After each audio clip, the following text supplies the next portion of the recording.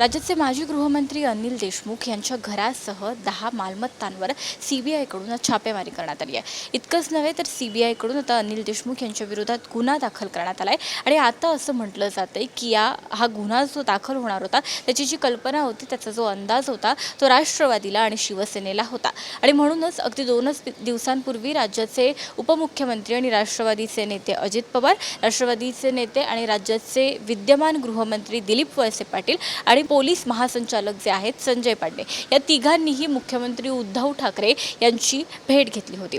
अनिल देशमुख यांच्या तर अडचणी वाढलेल्याच आहेत। अनिल देशमुख यांच्यावर कारवाईला सुद्धा सुरुवात झाली आहे आणि कदाचित त्यांना अटक होण्याची सुद्धा शक्यता आहे। मात्र या सगळ्या पार्श्वभूमीवर अनिल परब जे शिवसेनेचे नेते आहेत आणि राज्याचे परिवहन मंत्री आहेत त्यांचं सुद्धा नाव येत आहे आणि आता अनिल देशमुखांनंतर अनिल परब या सगळ्या प्रकरणामध्ये अडकू नये म्हणून महाविकास आघाडीच्या सरकारकडून जोरदार प्रयत्न करायला सुरुवात झाली आहे। दरम्यान महाविकास आघाडीचं सरकार हे सगळं नेमकं का, कशासाठी आणि कशा पद्धतीनं करतंय, काय चर्चा आहेत याचबाबत आज आपण जाणून घेणार आहोत। मात्र त्यापूर्वी हा व्हिडिओ जर तुम्ही यूट्यूबवर पाहत असाल तर आमचं चॅनल सबस्क्राईब करा आणि जर फेसबुकवर पाहत असाल तर आम्हाला लाईक आणि फॉलो करा।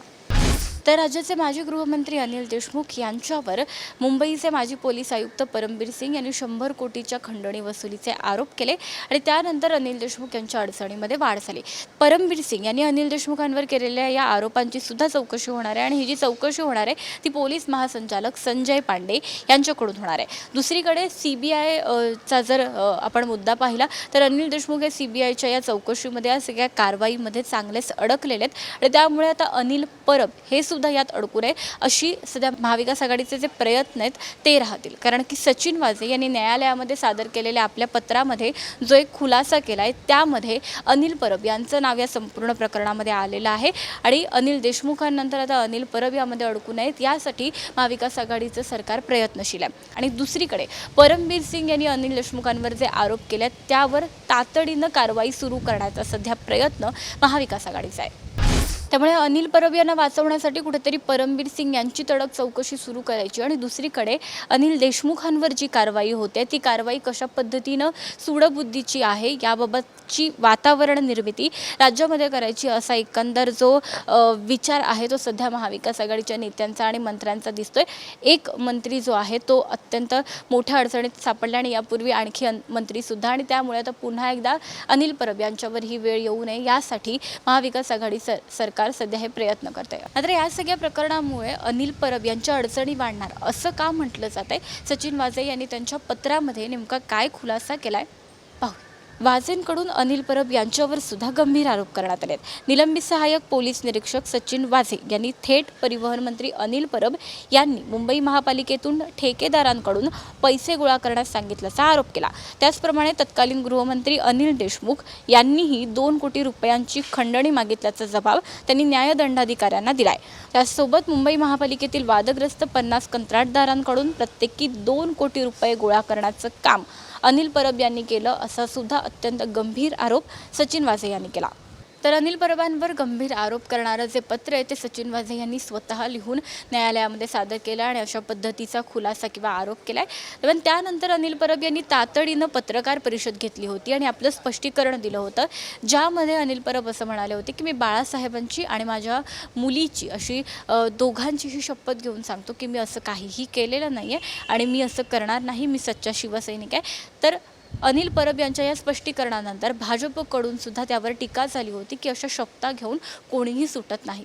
यासोबत अनिल परब यांनी नेमकं काय स्पष्टीकरण दिलं होतं पाहूया। सचिन वाझे यांनी केलेले सर्व आरोप अनिल परब यांनी फेटाळले होते आणि सरकारची बदनामी करण्यासाठी हे पत्र दिलंय असं म्हणण्यात आलं होतं। सचिन वाझे कस्टडीत आहेत, त्यांनी अजून कोणाकडे तक्रार केलेली नाही अशी पत्र बाहेर काढून सरकारला बदनाम करण्याचं काम सुरू आहे। वाझे काही काळ शिवसेनेत होते, प्रदीप शर्मा पण शिवसेनेचे उमेदवार होते, मान्य करतो, पण वाझेंना शिवसेनेनं असं काम करायला सांगितलेलं नाही। केंद्रीय यंत्रणांचा वापर करून शिवसेनेच्या मागे ससेमिरा लावलाय।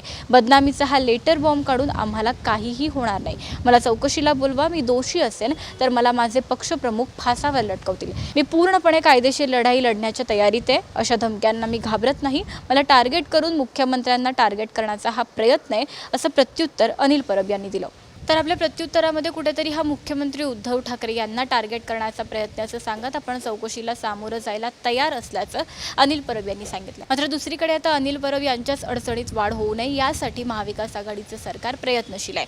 अनिल परब अनेक मंत्र्यांवर झालेले आरोप आणि त्यानंतर त्यांना द्यावे लागलेले राजीनामे या सगळ्याच्या पार्श्वभूमीवर पुन्हा एकदा ही नामुष्की सरकारवर ओढवू नये यासाठी सध्या महाविकास आघाडीचे हे प्रयत्न आहेत. येत्या काळामध्ये सरकार यामध्ये यशस्वी होणार का आणि भाजप ज्या पद्धतीनं दावा करते की आणखीन एक मंत्री यामध्ये अडकणार, नाव न घेता दावा करत असला आता तरीही यापूर्वी अनिल परब यांचं नाव घेतलेलं आहे. त्यामुळे अनिल परब खरं तर या सगळ्या प्रकरणामध्ये अडकणार की सुटणार हे येत्या काळात पाहणं महत्त्वाचं आहे. याबाबतच्या सगळ्या बातम्या आम्ही तुमच्यापर्यंत वेळोवेळी पोहोचवत राहू. यासारखे व्हिडिओ पाहत राहण्यासाठी आमच्या यूट्यूब चॅनलला सबस्क्राईब करा, फेसबुक पेजला लाईक आणि फॉलो करा. धन्यवाद. आता सर्वात आधी बातम्या मिळवा आमच्या मोबाईल न्यूज ॲप्लिकेशनच्या सहाय्याने. अँड्रॉइड किंवा iOS प्लॅटफॉर्मवर जाऊन HW न्यूजचे ॲप सर्च करा, डाउनलोड करा. आपल्याला हवी ती भाषा निवडा. आजच्या बातम्यांच्या गर्दीतून आपल्या कामाची बातमी मिळवा फक्त HW न्यूजवर.